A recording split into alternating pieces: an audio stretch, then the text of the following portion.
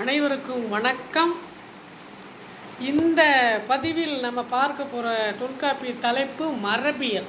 இந்த மரபியலில் அதிகமாக கேள்வி வரும். இளமை பெயர், அதாவது பறவைகள், விலங்குகள், ஓரறிவு உயிரான மரம், செடி, கொடிகள் எல்லாத்துக்குமே ஆரம்ப காலத்தில் பெரியோர்கள் என்ன காரணத்துக்காக இட்டு சென்றார்கள் பெயர், அது மரபு பெயராக வருகிறது.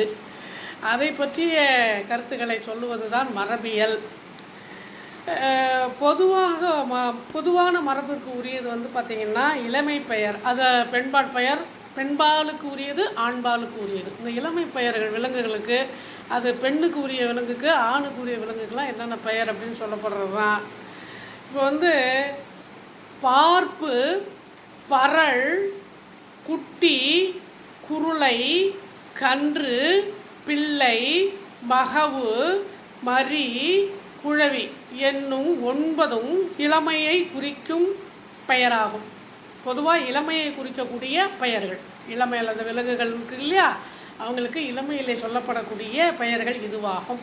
அடுத்தது ஆண்பாற் பெயர்கள். ஏறு, ஏற்றை, ஒருத்தல், களிறு, சேவல், இரளை, கலை, மோத்தை, தகர், உதல், அப்பர், போத்து, கண்டி, கடுவன் என்னும் 15ம் ஆண்பாலுக்குரிய பெயர்கள்.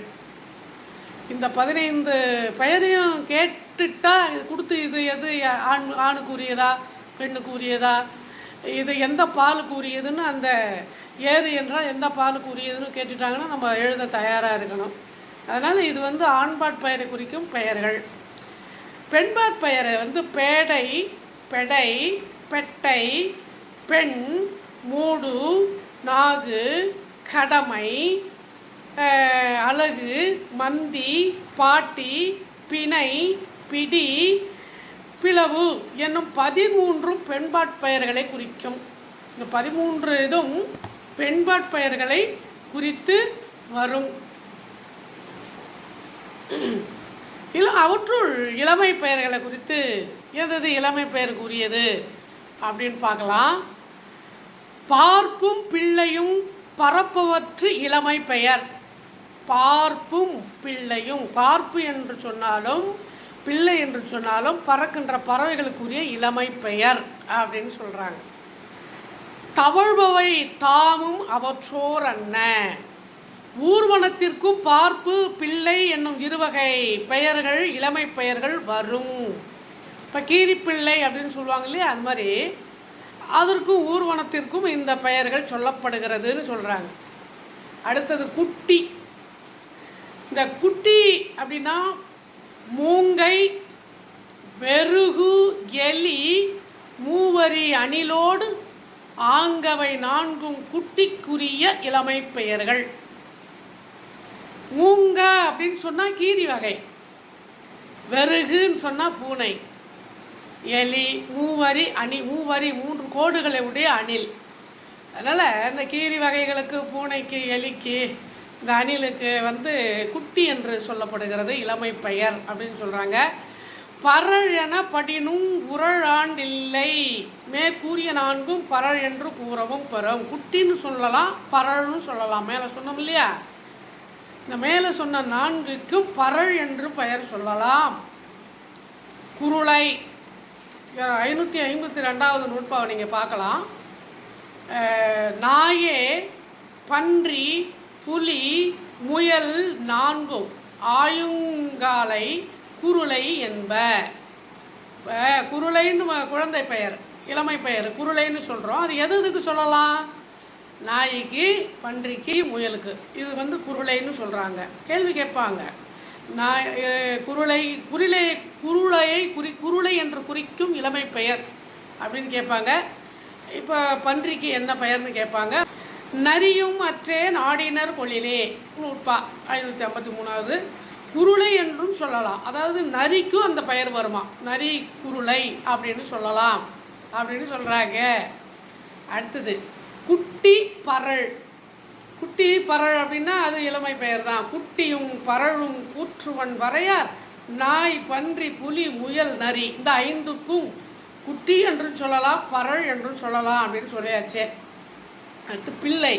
பன்றி, புலி, முயல், நரி பிள்ளை பெயருக்கு உரியன. இதில் பன்றிக்கு புலி, முயல் இது பிள்ளைன்னு சொல்லலாம் அப்படின்னு சொல்லப்படுது. அடுத்தது மரி. மரி ஆடும் குதிரையும் நவ்வியும் உழையும் ஓடும் புல்வாய் உளப்பட மரியே. இந்த ஆடு, குதிரை, நவ்வின்னா புள்ளிமான், உழைன்னா கலைமான், இதெல்லாம் வந்து பார்த்திங்கன்னா மரி என்று சொல்லலாம். இப்போ குதிரைக்கு குட்டி பெயருக்கு மரி அப்படின்னு சொல்லுவாங்க, புள்ளிமானுக்கு மரி என்று சொல்லுவார்கள். அதனால் மரி என்ற வார்த்தை அதற்கு உண்டு, இளமை பெயர். அடுத்து குரங்கின் இளமைக்கும் குட்டி. குரங்கின் இளமைக்கும் குட்டின்னு சொல்கிறாங்க. அதாவது குரங்கு இருக்குல்ல, அதுக்கு கோடு வாழ் குரங்கு குட்டியும் கூறுவ. கிளையில் வாழும் குரங்கு இளமை பெயர் குட்டின்னு சொல்லலாம். குரங்கு குட்டின்னு சொல்கிறோம் இல்லையா, அந்த காலத்தில் சொல்லி சென்றது தான் மரபு, அதை தான் நான் சொல்லிகிட்டு இருக்கோம், குரங்கு குட்டின்னு சொல்கிறோம். அடுத்தது மகவு முதலியன. மகவும் பிள்ளையும் பரழும் பார்ப்பும் அவையும் அண்ண அப்பாலன. இப்போ குட்டின்னு சொன்னால் குரங்குன்னு சொல்கிறோம். குரங்குக்கு குட்டி மட்டும் சொல்லலாமா? இல்லை, மகவும் சொல்லலாம், பிள்ளைன்னு சொல்லலாம், பரல்னு சொல்லலாம், பார்ப்புன்னு சொல்லலாம். அது இடத்துக்கு தகுந்த மாதிரி அது பயன்படுகிறது. கன்று. யானையும் குதிரையும் கழுதையும் கடமையும் மானோடு ஐந்தும் கன்றெனற்குரிய நுட்பா. இது வந்து என்ன சொல்கிறாங்க, இப்போ வந்து பார்த்திங்கன்னா யானை, குதிரை, கன்றுன்னு சொல்ல, யானை கன்று, குதிரை கன்று, கழுதை கன்று அப்படின்னு சொல்லலாம். இது இளமை பெயர் அப்படின்னு சொல்கிறாங்க. எருமையும் மறையும் வரையாராண்டே. எருமை மாட்டுக்கும் மறை மானு, எருமை மாட்டுக்கும் சொல்லலாம், மான்குட்டிக்கும் வந்து கன்று என்று பெயர் சொல்லலாம், மான் கன்றுன்னு சொல்லலாம், எருமை கன்றுன்னு சொல்லலாம், மானுக்கும் அந்த பெயர் சொல்லலாம் அப்படின்னு சொல்கிறாங்க. கவரியும் காரமும் நிகர் அவற்றுள்ளே கன்று என்று கூறலாம்.